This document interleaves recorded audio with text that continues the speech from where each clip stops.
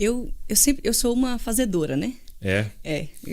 Eu faço. Entendi. Eu faço coisas. Então é muito engraçado, assim. Até meu avô, ele faleceu. Os meus dois avós, no tempo que eu estava aqui nos Estados Unidos, ele faleceu. Então tinha um chorando na família, né? Primeiro que eu fui comunicar a família. Olha, eu fiquei sabendo que eu vou comunicar a família. Então um estava chorando, o outro estava... Enfim, lamentando, meu Deus, e agora? Como é que vai ser? O outro tava pensando na vida, do tipo, meu Deus, olha o que é a vida passando e tal. E eu falando, ok, quem vai cuidar das questões do túmulo? Quem vai cuidar das questões do enterro? E a roupa que ele vai usar. Com a roupa que ele vai usar. Então, como é que tá a documentação? Tá tudo certo? Então, eu sou uma fazedora, assim. Entendi. Eu amo, é uma coisa que eu amo fazer. Eu amo servir pessoas. Põe alegria no meu coração e me deixar fazer uma comida, pôr um prato, sabe? Eu amo fazer isso. Então, isso também se refletiu na minha vida com o Senhor, obviamente. Então, era a minha demonstração de amor para com o Senhor. Mas, naturalmente, e é uma coisa que eu sempre digo, a igreja sempre tem demanda. O resto da vida. Se você passar 24 horas na igreja, 24 horas você tem o que fazer, você não fica parado. E eu era secretária da igreja. Então, eu fiquei na cantina há muito tempo, fazia hambúrguer, servia café, limpava, marcava agenda, tipo assim, tudo. E eu fazia de tudo. Então, chega uma hora que a linha fica muito tênue da sua demonstração de amor para com Deus para a expectativa do amor que você vai receber de Deus. De volta. Exatamente. Então, sim, teve um período, meu Deus, eu não parava. Teve anos, assim, de eu parar com estafa no hospital. Assim, desidratada, porque esqueci de comer, esqueci de tomar água, sabe? E tanto que você fazia. E fazer. E isso não era bíblico, não era saudável, entende? E eu vejo, inclusive, muitas pessoas vivendo assim. E nesse período, faz uns 7 anos, foi quando eu escrevi a música Naquela Velha Tenda. Eu estava meditando na escritura, e que foi uma coisa que, assim, na minha adolescência, eu devorei. Eu li um livro da Bíblia ali por dia. Eu tinha tempo, né? E tinha tudo, e era só o Senhor e tal. Hoje em dia eu ainda fico, não, eu preciso voltar nesse lugar, eu quero voltar ali, né, e tal. Mas foi de uma devoção muito intensa.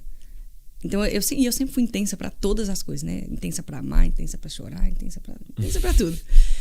E ali, então, eu me oferecia muito, mas eu tava desgastada. Eu tava acabada, eu tava, assim, não tinha saúde, eu não tinha força. Eu pesava 48 quilos, com 1,68 m. Assim, com dores que são dores de pessoas de 80 anos, eu tinha dor no ciático, dor não sei o quê, e estômago ruim, porque comia mal, enfim.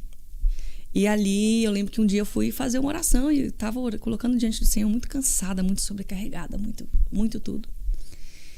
E eu estava meditando na escritura e orando, falando, Senhor, tô tão cansada, assim, meu Deus, é tudo por minha conta, sabe, isso e aquilo, e eu tô fazendo isso, cuidando das crianças e dando aula de escola bíblica dominical, e fundando a casa de oração, e ministrando, rodando o Brasil todo final de semana, e não posso faltar no culto, e fiquei 2 anos seguidos sem sair da escala, e sou secretário da igreja, limpa a igreja.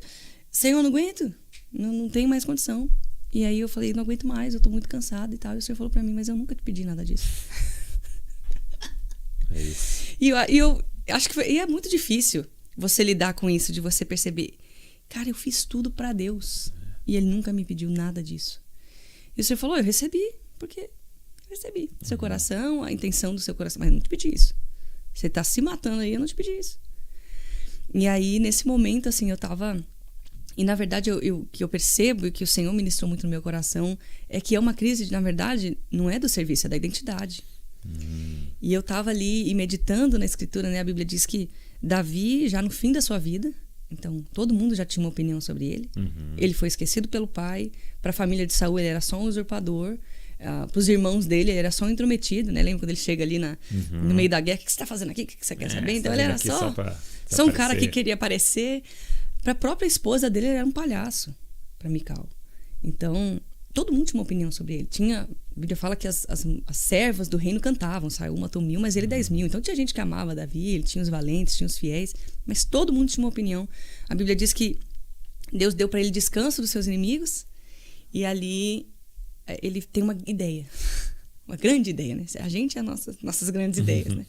E ele teve uma grande ideia e ele fala para Natan, eu vou fazer uma casa para Deus. Como que eu vou morar numa casa de Como cedro? que eu moro num palácio? E Deus está numa tenda. tenda. Agora eu vou fazer. Eu acredito que Davi era um fazedor, sabe? E agora eu vou fazer. E aí Natan, né, fala para ele assim, cara, faz tudo que tá no teu coração.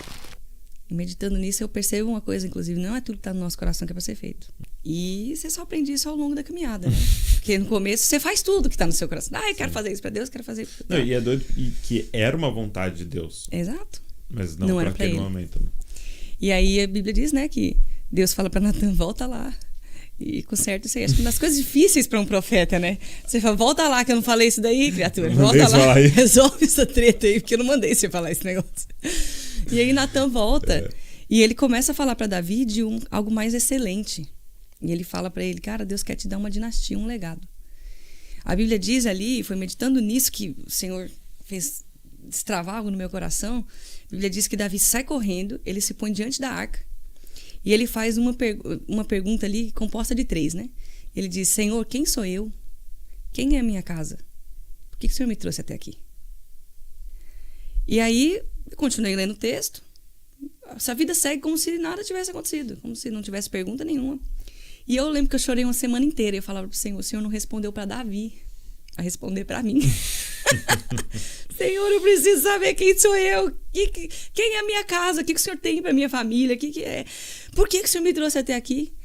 E nada, aí um dia troquei a versão da Bíblia, estava meditando numa outra versão, estava lendo a cronológica.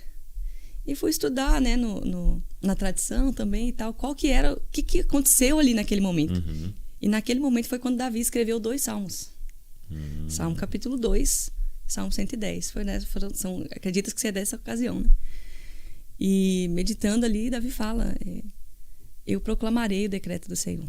Ele me disse, tu és meu filho, hoje eu te gerei. Pede-me, te darei as nações por herança. Então Deus respondeu para ele, quem é você? Quem sou eu, Senhor? Tu és meu filho. Eu te gerei. E a segunda ele fala, quem é a minha casa? Salmo 110, tu és sacerdote segundo a ordem de Melquisedeque. Por que o Senhor me trouxe até aqui? Pede-me, te darei as nações por herança. Então Davi recebeu-lhe uma palavra de uma dinastia, de um reino que não terá fim. Estava falando com ele sobre Jesus já. Ele recebe uma revelação muito maior do que um templo de pedra. Ele recebe a revelação do Filho de Deus. Então ali para mim foi uma virada. E aí foi quando eu compus, inclusive, naquela velha tenda que fala, né? Eu quis construir um templo, eu não admitia que você morasse, armei tantos projetos, fiz tantas coisas que você não me pediu. E eu sei que muita gente tem vivido isso pela dificuldade de entender a identidade. Porque até tem uma das canções que você chegou a ouvir, né? Vai sair logo aí por aí. Mas que fala isso, os meus esforços não compram Deus. Eu te conheci quando aprendi a descansar. E ali o Senhor, anos depois, eu vim realmente viver isso muitos anos depois, mas ali o Senhor já falava comigo sobre o descanso. Muitas pessoas falam sobre a santidade, muitas pessoas falam do que é santo. Eu ministrei a vida inteira sobre santidade, caráter, consagração. Mas a primeira vez que a palavra santo aparece na Bíblia é para falar do Shabá. É para falar do descanso. Uau. Então as pessoas vão falar assim, não, você tem que viver uma vida de santidade assim, assim, assim, assim. Mas é impossível você viver uma vida de santidade sem descanso. Sim. Não tem como. Você pode viver uma lista de regras, você pode viver um legalismo, mas enquanto você não entender que você é filho, e o filho descansa. O filho descansa. O filho não começa a vida trabalhando. O filho começa a vida descansando. É nos braços do pai. Até ele ter maturidade, ter entendimento para participar dos negócios do pai. Sim. E é diferente, porque o negócio é do pai, sabe? O plano é do pai, o projeto é do pai, e o pai vai guiar ele fazendo assim, assim, assim. Mas o filho não foi chamado para ser um empregado. O filho foi chamado para ser um filho.